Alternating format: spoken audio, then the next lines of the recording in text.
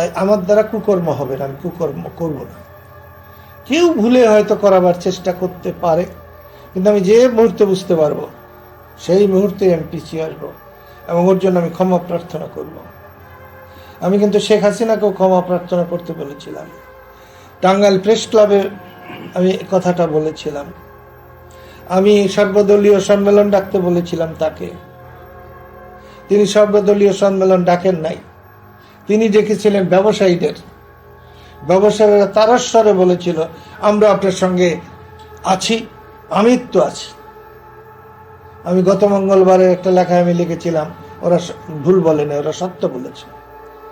যতক্ষণ মাননীয় প্রধানমন্ত্রী শেখ হাসিনা প্রধানমন্ত্রী থাকবেন ততক্ষণ এরা জীবন পাত করবে, পাশে থাকবে। কিন্তু যে মুহূর্তে প্রধানমন্ত্রী থাকবেন না সেই মুহূর্তে তারা সাথে থাকবে না। আজকে এটাই সত্য। সেই জন্য বলছি যে আমি আশা করব এই সরকার বঙ্গবন্ধুর বাড়িতে কারা আগুন দিয়েছে তদন্ত করবে, সুষ্ঠু তদন্ত করে বিচার করবেন, এবং এর সঠিক বিচার না করলে এই সরকারকেও তার জবাবদিহিতা করতে হবে। বঙ্গবন্ধু এদেশের সম্পদ, বঙ্গবন্ধু এদেশের সম্মান, তার স্ট্যাচু ওইভাবে ভাঙার কোনো মানে হয় নাই। এটা যদি আন্দোলনকারীরা ভেঙে থাকেন, আন্দোলনের পক্ষের লোকেরা ভেঙে থাকেন, তাহলে তাদেরকে জবাবদিহি করতে হবে। আর যদি কেউ এর ভিতরে ঢুকে আন্দোলনকে বিপদগামী করার জন্য করে থাকে, তাহলে বর্তমান সরকারকে এদের খুঁজে বের করতে হবে এবং খুঁজে বের করে এর বিচার করতে হবে। আমি আর তেমন কথা বাড়াতে চাই না। সামনে 15ই আগস্ট, বঙ্গবন্ধু জাতির শ্রেষ্ঠ সন্তান। 15ই আগস্ট এতদিন সরকারিভাবে পালিত হয়েছে, এবার কিভাবে পালিত হবে নাকি আদৌ পালিত হবে না, আমরা এই অন্তর্বর্তীকালীন সরকারের কাছে জানতে চাই জিনিসটা। আমি আবারও আপনাদেরকে বলছি, টাঙ্গাইলের সাংবাদিকদের বলছি, একটা দুর্ভাগ্য আমাদের যে টাঙ্গাইলের মানুষ টাঙ্গাইলের মানুষকে সম্মান করে নাই। হুজুর মৌলানা ভাসানীকে করে নাই, জননেতা শামসুল হককে করে নাই, জননেতা আব্দুল মান্নানকে করে নাই, লতিফ সিদ্দিকী করে নাই, শাহজাহান সিরাজকে করে নাই।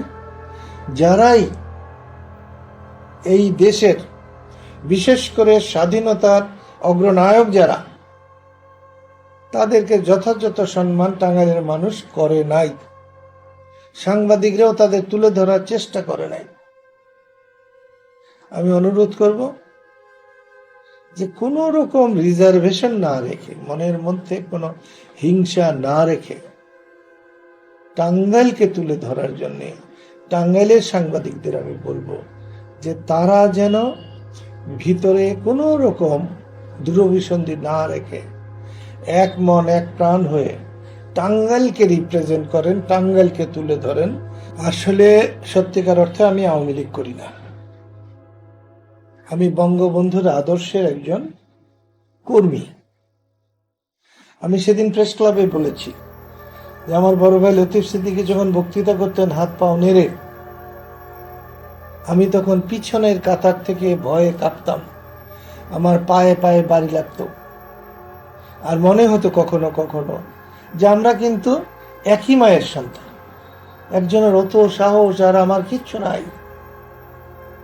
এইভাবেই আমি ছাত্র আন্দোলনে এসেছিলাম। ধীরে ধীরে আন্দোলনে আসার কারণে লতিফ ভাইয়ের মধ্য দিয়ে আমরা বঙ্গবন্ধুকে আমি পেয়েছিলাম। বঙ্গবন্ধু আমার প্রেম, বঙ্গবন্ধু আমার ভালোবাসা। বঙ্গবন্ধু আর আওয়ামী লীগ আমার কাছে এক কথা নয়। বঙ্গবন্ধু আওয়ামী লীগকে কবর দিয়ে গিয়েছিলেন, আর আজকে যারা দেশকে এই অবস্থায় এনেছে তারা বঙ্গবন্ধুর কথা, নির্দেশ সেটাকে মান্য করে আসে নাই। বঙ্গবন্ধু যা চেয়েছেন তাকে অবজ্ঞা করে এসেছে, অস্বীকার করে এসেছে। সেই জন্য বলছি যে যেখানে আমার চেতনা, যেখানে আমার প্রেম, অনেকেই হয়তো বলতে পারে আমার দেশপ্রেম, আমি দেশ ভালোবাসি, এগুলো সব বোগাস কথা। দেশপ্রেম একদিনে গজায় না, জন্মায় না।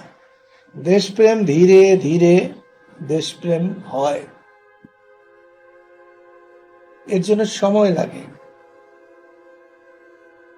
আমার কাছে আজকে মা যেমন, মাটি তেমন, একদিনে হয় নাই।